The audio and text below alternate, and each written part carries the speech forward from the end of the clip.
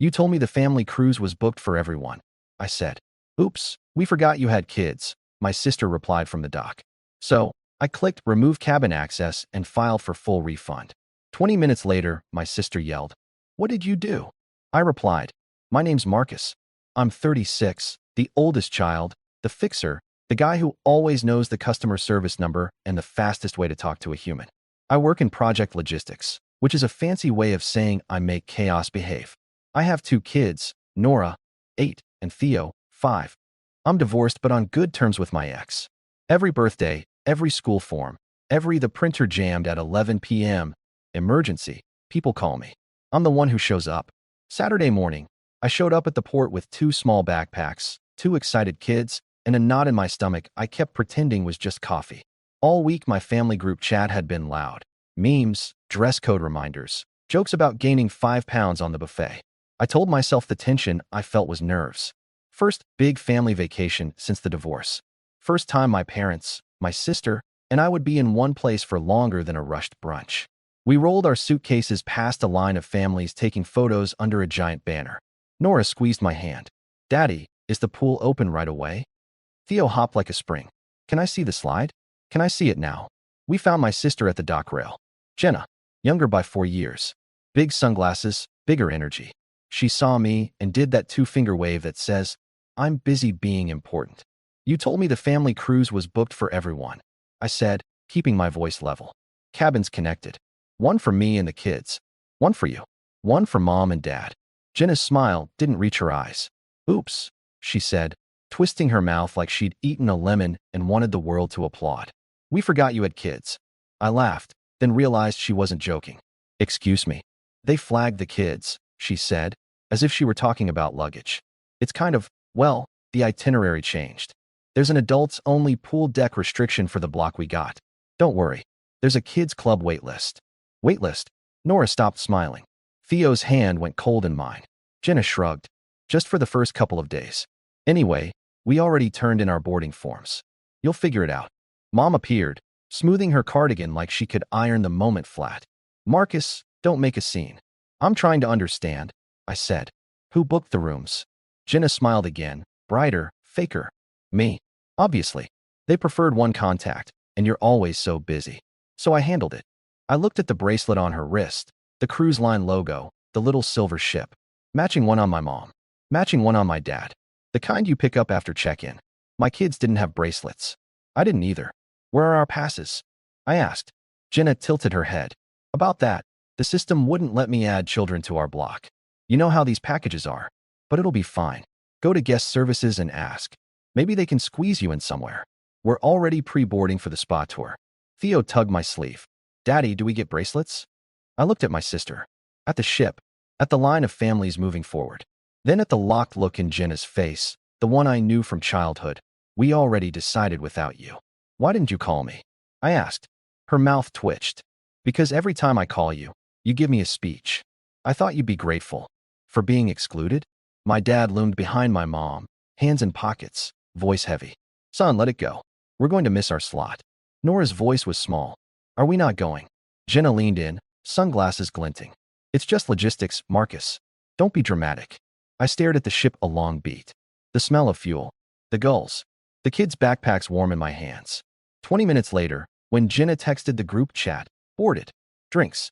Who? I didn't follow. I watched the last wave crash against the dock and felt something in me go very, very still. Behind me, Theo whispered, Daddy. I knelt to his height and smoothed his hair. We're okay, I said. I promise. A dock loudspeaker crackled. People cheered. The ship horn blared. That was the trigger. That was the sentence I couldn't swallow. We forgot you had kids. I repeated under my breath. My phone buzzed again. This time it wasn't a text. It was a charge. And I remembered exactly who paid the deposit. I didn't move. Not yet. I just watched the ship and breathed. And I let the quiet harden into a decision that would change the rest of my year. It didn't start at the dock. It never does. It starts in smaller rooms with softer voices. When our dad had his surgery last year, I took a week off and slept on a hospital chair that felt like a folding ladder. Jenna posted a black and white photo of her holding Dad's hand with the caption, Family is everything, and got 200 likes. I changed his wound dressings and figured out which pharmacy had the generic at half cost. Nobody liked that. There's no heart reaction for a spreadsheet. Growing up, Jenna learned to be the favorite, loud, shiny, self-promoting. I learned to be useful. If a faucet leaked, I fixed it. If a teacher confused forms, I wrote the email. When money was tight, I picked up side gigs and slid the difference to mom's account. When Jenna's car got repossessed, I paid the impound fees just this once. It happened 3 times. We called it family. What it was, I was a walking buffer. The cruise idea started with mom's birthday. 70. We should all go. Jenna announced in the chat, sending a link to a glossy video of sunsets and giant water slides. Group rate. If we snag it this week, it's so cheap. I ran numbers. I can swing it if the kids are included, I wrote. 2 cabins. Connected. I'll cover mine. I'll put the deposit down today to lock it. Marcus. Jenna posted balloons. Hero. I paid the deposit on my card. The cruise line broke it into chunks. Booking fee now, balance due 6 weeks out. I asked for receipts to be forwarded to my email. Jenna said the system was being weird and asked if she could be primary contact just for forms. I said fine, because I was juggling a deadline and because trusting your sister shouldn't require a legal review. 2 days later, she added a surprise detour, private beach day. My gift, she wrote. She attached a photo of cabanas with curtains like wedding veils. I asked if kids were allowed. She sent a winky face and said they'll love the sand. Little things started to tilt. She moved our dinner time to the late seating because the early slot is for toddlers. She swapped our floor because mom gets seasick if she's not midship. Each change pinged my card as adjustment, minimal. I didn't argue. I was tired. Then came the group chat pressure. Marcus, can you also pay the gratuities up front? It's easier if one person does it, Jenna said. I'll Venmo you later. I typed and erased 3 times. Okay, I'll pay, but I need everyone's part before final payment. Mom chimed in with the classic line. You know we're good for it. We are not, I thought. But I was taught to keep the peace. I covered the balance and set calendar reminders to collect. I sent polite nudges. Jenna sent gifs of ducks wearing sunglasses. After payday, she wrote. Payday came and went. 3 weeks out, Jenna messaged me directly. Quick thing. The ship upgraded our block to the Serenity deck because they loved my story about mom's birthday. Isn't that sweet? The Serenity deck. Adults only. Jenna. I wrote. The kids. She took 8 hours to respond. They'll have so much fun in the club. It's supervised. They're 8 and 5. I checked. Nora is eligible. Theo's borderline, but they make exceptions. Borderline. It's fine, she wrote. Don't nitpick. You make everything hard. I called. She didn't pick up. Later, she left me a voice note with fake cheer. Hey, just saw this. I'm at a nail appointment. You're overthinking. Let me handle the fun stuff. You handle whatever it is you handle. 2 days later, my card got hit for priority boarding packages and welcome cocktails. We don't drink. Why did you add that? I texted. Jenna. It's a vibe. Me. Remove it. Jenna. Already processed. Chill. I sat at my kitchen table with my budget open. My kids coloring beside me, and felt the outline of a decision I didn't want to make. I've always believed you can set boundaries without blowing up the bridge. But what if the bridge only exists to move money from you to someone else? On Thursday, I met mom for coffee. I tried to explain. I want this to work, but the deck change puts us on different floors. The kids are the point. It's a family trip. Mom stirred sugar like it owed her rent. Your sister planned this whole thing. Just say thank you. I paid, I said gently. She looked offended. Don't throw money in our faces. I'm throwing facts, I said. We're not on the same deck. The kids won't have pool access with you. Mom exhaled. Can't you let your sister have one nice thing without poking holes? It was wild to hear one nice thing after years of me quietly plugging holes no one else admitted existed. I changed tactics. Let's just make sure we're all together. I can call guest services. Mom waved a hand. Marcus, stop. It's handled.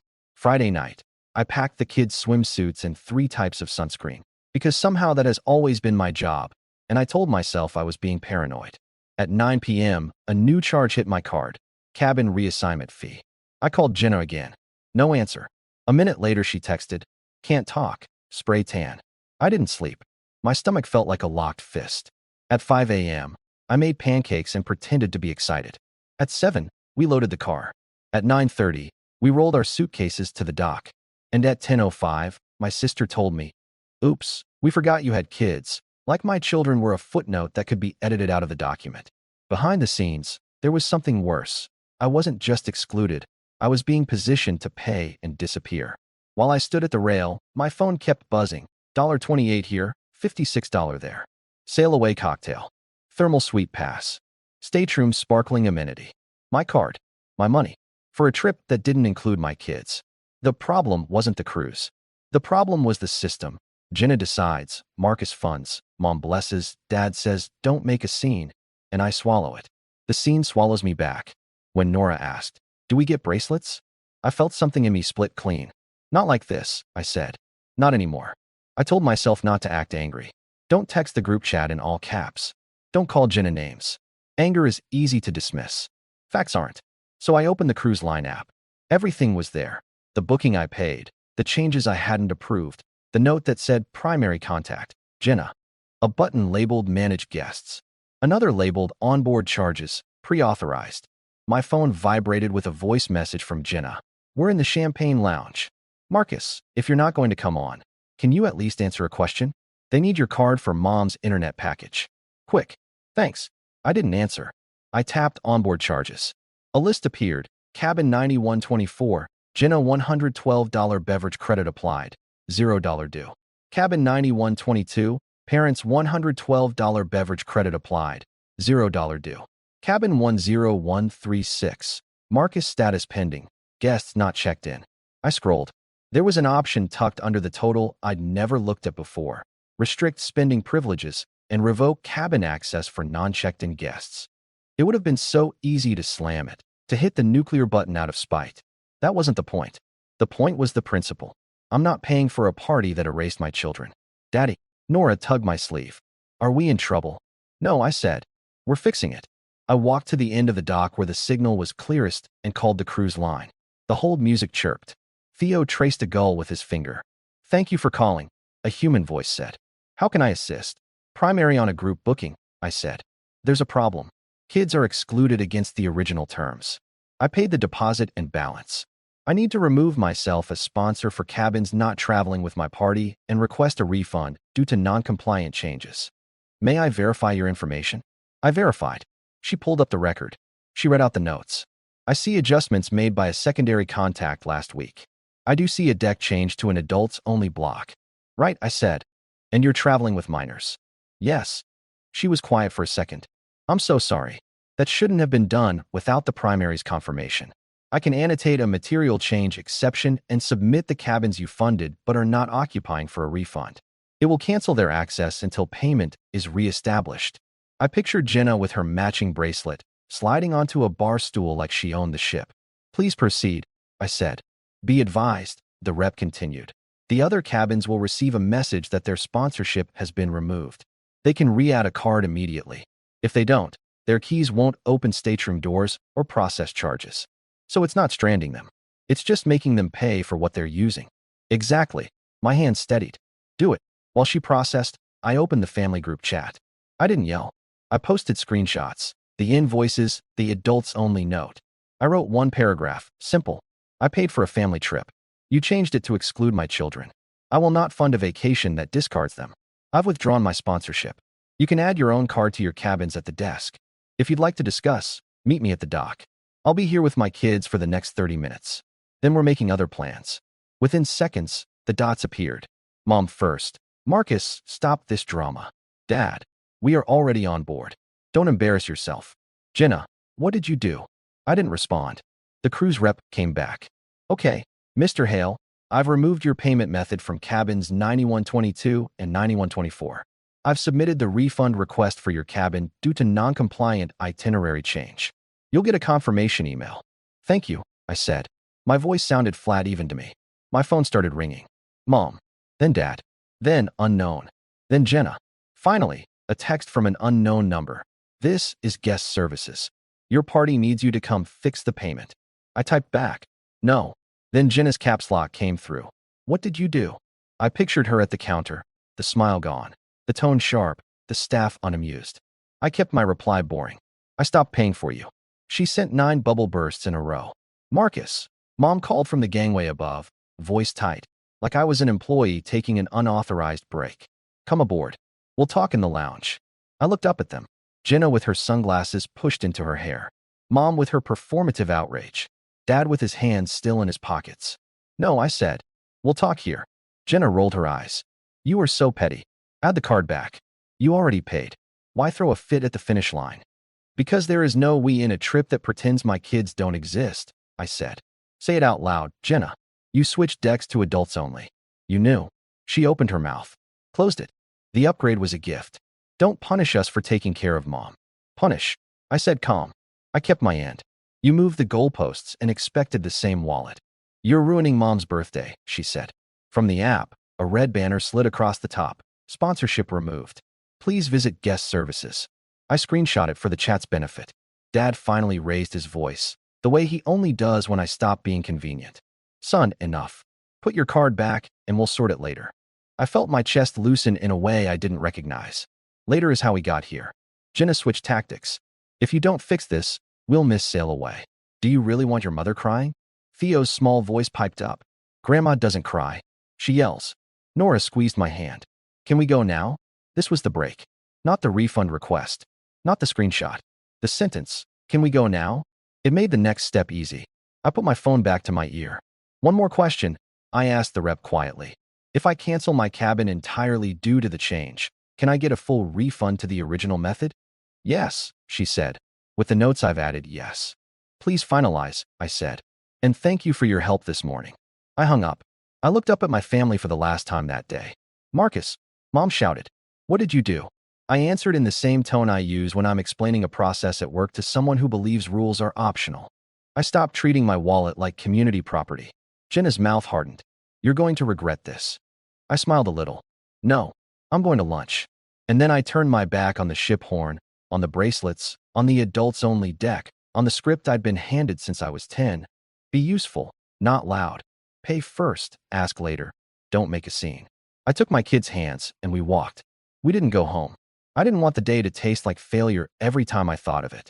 We drove 20 minutes down the coast to a little motel with a faded sign and a manager who slid crayons across the counter without asking. I paid in cash.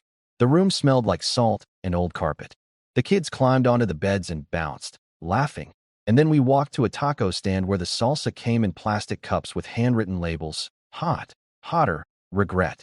Over lunch, Nora asked the question I'd been bracing for. Are they mad? Yes, I said. Honesty. They're very mad. Did we do something wrong? Theo asked. No, I said. We just showed them our boundary. Like when we don't let kids cut the line at the slide? Nora said.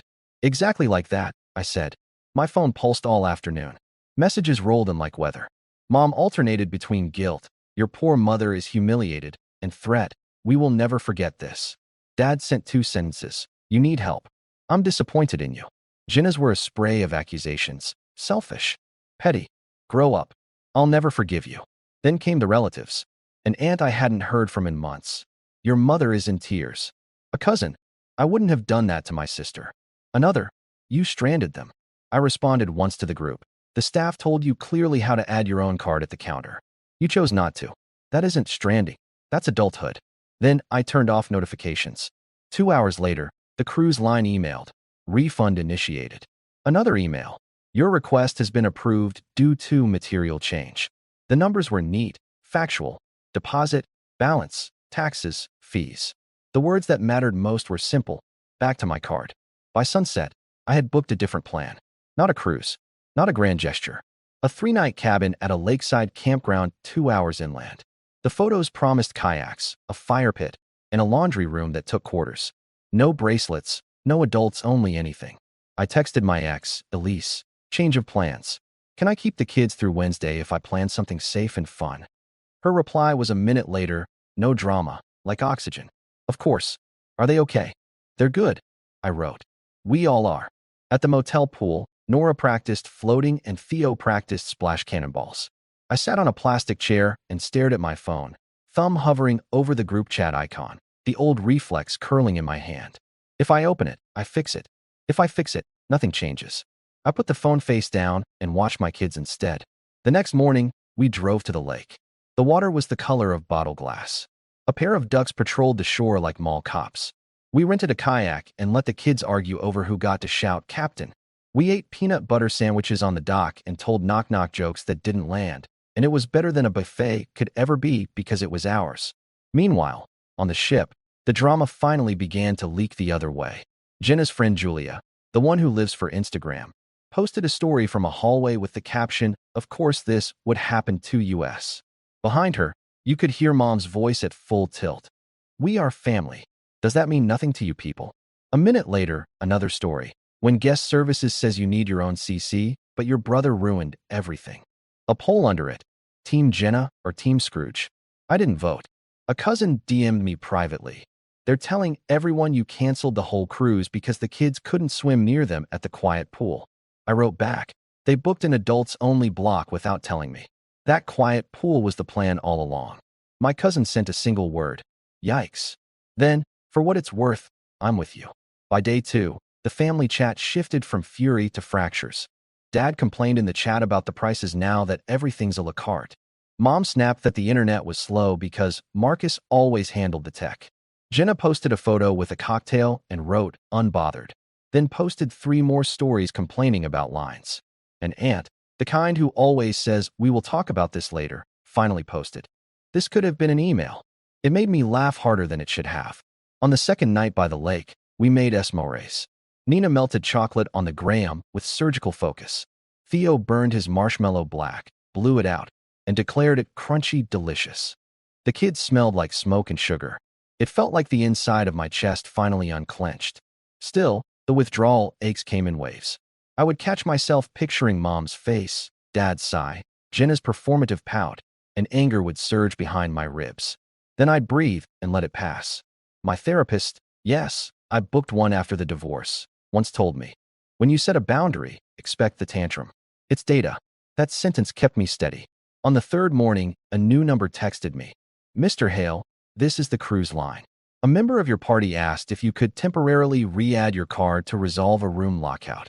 We informed them that due to previous changes, you are no longer the sponsor. We just wanted to confirm you did not authorize any re-add." "Confirmed," I wrote. Then I added, because I wanted it in the file, "Please notate that children were excluded from the block via deck reassignment after payment. I will not sponsor cabins that blocked minors." "Understood," the rep wrote back. Noted. It was such a small thing. Just words in a system. But reading "noted" made me feel like I'd planted a flag somewhere official that said, "I exist. My kids exist. The rules apply." Elise drove up to meet us for our last afternoon. We sat on the cabin steps while the kids constructed a complicated rock game they insisted had rules. I told her the whole story without editing.